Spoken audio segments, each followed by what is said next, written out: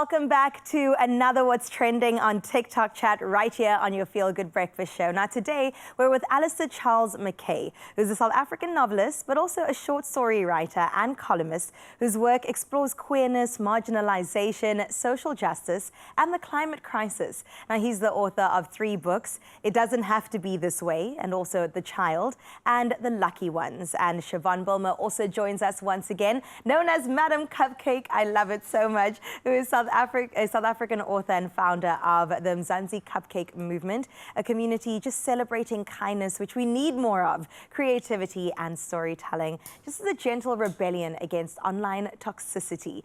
And they're on the couch today celebrating Heritage Month, where TikTok is actually spotlighting BookTok creators and South African authors who use their platforms to champion literature and showcase the richness of South African culture. So please help me in giving them a feel-good welcome. Let's go. Guys, welcome. Thank you for being here. So nice to be here. Welcome back. Hello. Thank you. Alistair, we've got to start with you. I mean, being an author of 3 books and then some is such an incredible feat. So I'm so curious more about your story. What really got you into writing and what keeps you going after all these years? Okay, thank you. So I guess I just love writing. I always have. My background is in marketing and copywriting, but I've always wanted to write novels. I've always wanted to tell stories that resonate with people. I think I grew up reading a lot of American and British books, right, and like looking for myself in stories and not finding myself. And so writing is my way of processing my feelings and figuring out what I think about things. I wanted to tell stories that are South African and deal with issues that are important to me, like mental health. And I think stories is just such a powerful way of making us feel less alone, you know, help us connect to another person, realize what they're going through, experience another person's life. And so that's what keeps me going. It's sometimes quite hard to delve into the deep stuff, but knowing that it could maybe affect a reader in a beautiful way. Right. Because there's no writers without readers, right? And so I love having that relationship with the readers. Oh, that's beautiful. Are you a journaler? Like, how did you begin? I've done some journalism, but it was more just, I mean, my first novel took me nearly a decade to write. I just trial and error, trying again, throwing it out, starting again. Until you get there. Yeah. I like to see it. And then TikTok has been such a nice experience from that point of view. I was a little bit nervous when I was starting on the TikTok journey. I thought you had to be like a slick dancer, which is not my skill set.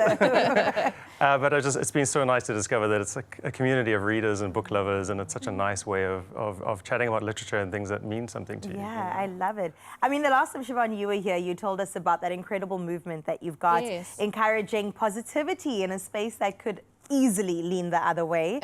So Madam TikTok, Madam Cupcake, thank you so much for being here once again. Tell us a bit more, though, about how TikTok enabled you to build your community. I think what's wonderful about TikTok is the algorithm is very different to Instagram. Yeah. So it's a lot more chaotic, it's a lot more faster, and that allowed my idea to resonate with so many people so quickly. So it's quite a broad community that's grown to about 3,000 followers, which is amazing, and I'm so humbled for it.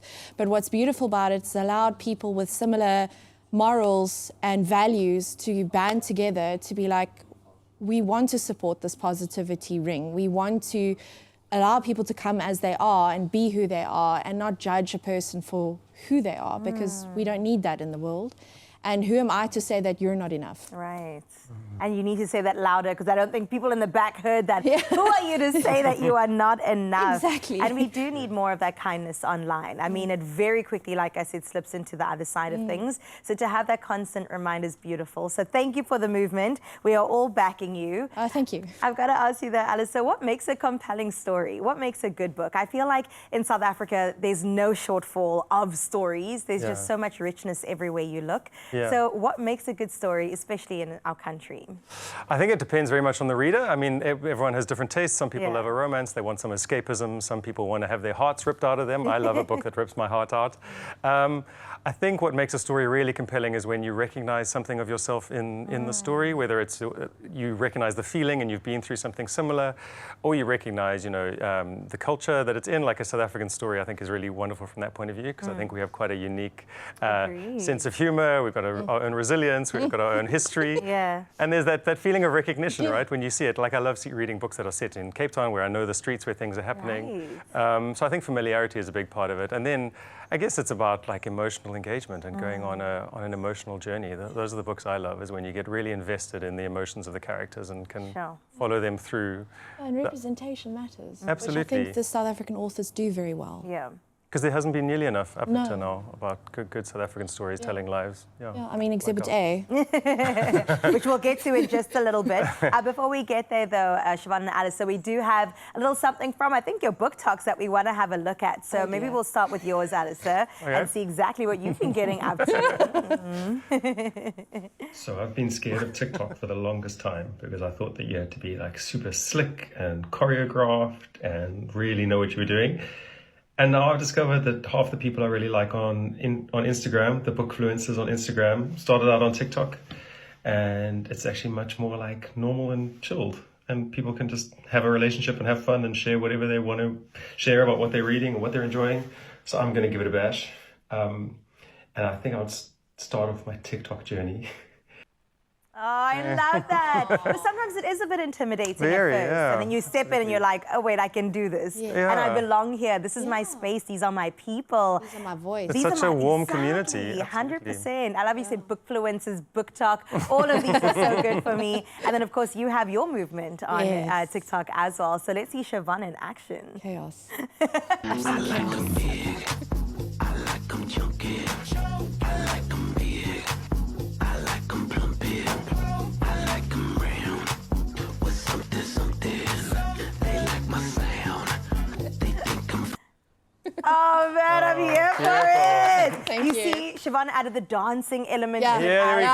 Got the dancing in there. Were those your kids as Those well? were my two daughters. Oh, you are raising readers, essentially, aren't you? Yeah, I'm raising two women who are very much aware who they are and what their voices stand for. Beautiful. And I love that you also advocate for that in all the work that you do. I do want to ask you, though, I see you got some books in your hand. Yes. Take us through some of your favorite novels. And they South African too? Yes, they are. Okay, Siobhan, tell us more. I wouldn't be Madam Cupcake if I wasn't doing that. But Yes. firstly, I'm going to give the honours to Alistair to hold up his very own book on national TV. I love this, Alistair. And you want to mention something a little bit about it? So this is The Lucky Ones. It's my latest novel. It's a short story collection taking place mostly in Cape Town. Some of the stories are in Joburg, all around South Africa. It delves into whole kinds of different South African lives, a lot of queer stories. There's a dystopia in here. There's a reimagined fairy tale in here. Something for everybody. I know. They say don't beautiful. judge books by their You cover. have to. Sorry, that's the one so time you should. good. You should. It's good. The next one is The Locker by Gigi Fisher. This is a romance book, absolutely beautifully written. Love. And yes, The Locker does have a very intricate role in the plot. That's all I'm going to say for that one. And then this one is very new. It launched 3 weeks ago. It's The Netherworld by Nikita Swart. Oh, it looks dark. Yes, this is fantasy.